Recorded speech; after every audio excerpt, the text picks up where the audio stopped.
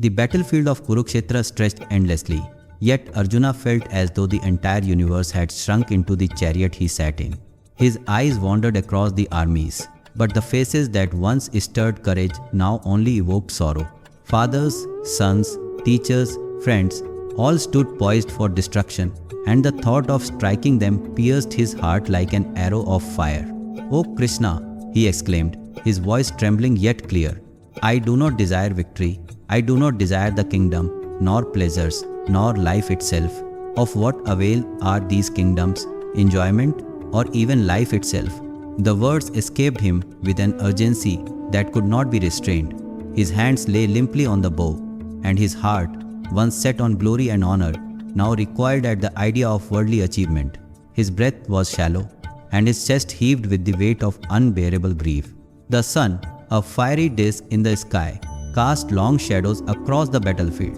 Yet the light could not pierce the darkness that had settled in Arjuna's heart. Every triumph, every promise of dominion, every fleeting pleasure of the senses, suddenly they seemed meaningless, pale, and hollow. "Even if I ruled the three worlds," he whispered, almost to himself, "what joy could it bring when all I see is the suffering of my own people? What worth is life when the souls I cherish hang in the balance?" Krishna's calm presence beside him was like a steady flame in a storm. He said nothing yet, allowing Arjuna's heart to speak its truth, to release its longing, despair, and renunciation fully. Arjuna's mind wandered back across his life, recalling the pleasures he had pursued, the victories in battle, the applause of kings, the promise of wealth and dominion.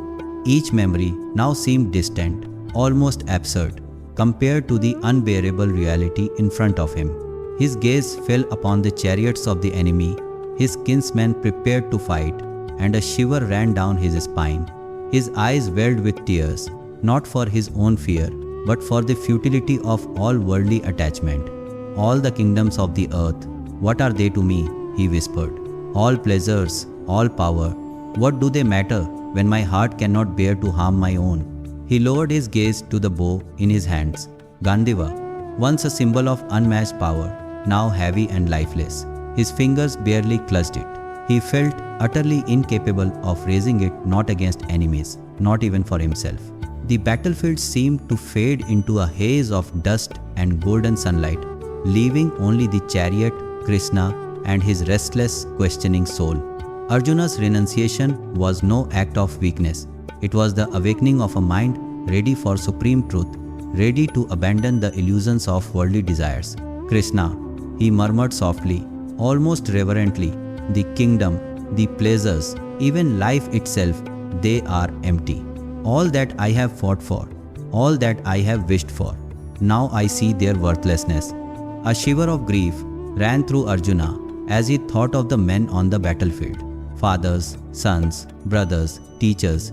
He could see them in vivid detail, each face alive in his memory. The thought of causing harm to them made his hands tremble, his limbs heavy, and his chest constricted with a pain that was more profound than any battlefield wound he had ever known. "I cannot bear it," he whispered, voice breaking. "Victory, kingdoms, pleasure, what meaning do they hold when the lives I treasure hang in the balance?" The chariot beneath him seemed to tilt, unstable under the weight of his grief. He glanced at Krishna, his guide, his friend, and felt a strange clarity emerging amidst the storm of despair.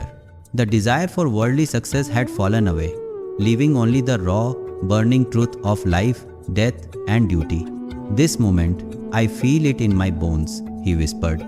"Even the throne of the universe could not fill this emptiness in my heart. Even the promise of pleasure could not heal this wound of attachment."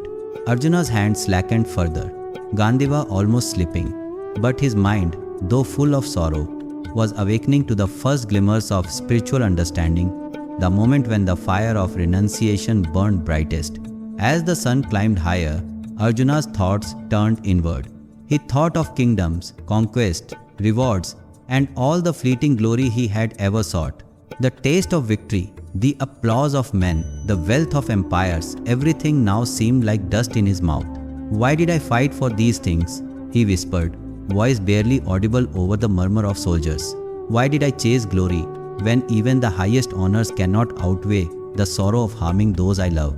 The battlefield behind him blurred as if it had been washed away by his sorrow.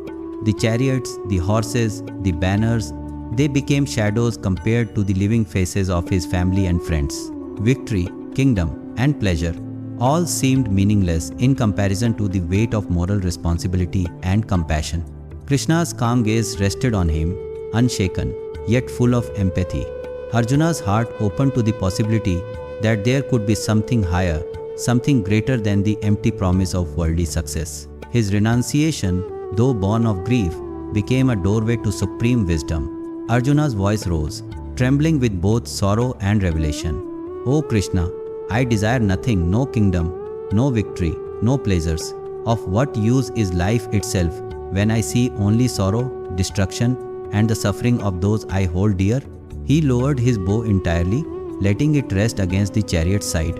His posture slumped, knees weak, face pale but radiant with the fire of awakening. His tears fell freely now, unrestrained, mingling grief with insight. The battlefield stretched endlessly, but he no longer saw it as a place of conquest. Every arrow he could have loosed, every victory he could have claimed, seemed irrelevant now. Only the guidance of Krishna, the presence of the divine, and the clarity of truth mattered. Arjuna's renunciation was complete, though it had arisen from despair. The desires that had once driven him to battle were now ashes, and from those ashes, the mind was prepared to receive the eternal wisdom Krishna would impart. The chariot rolled gently across the field, dust rising in small clouds beneath the hoofs of the white horses. Arjuna's body was still trembling, but his mind was clear.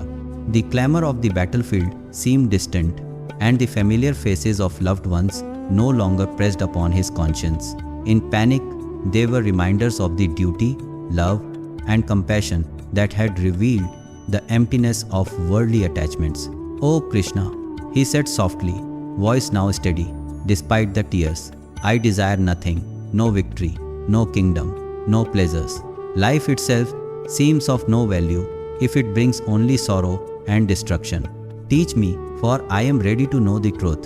Krishna's calm, radiant gaze met his warm with compassion, patient yet commanding. This was the perfect moment, the auspicious instant when the fire of renunciation burned brightest in Arjuna's heart.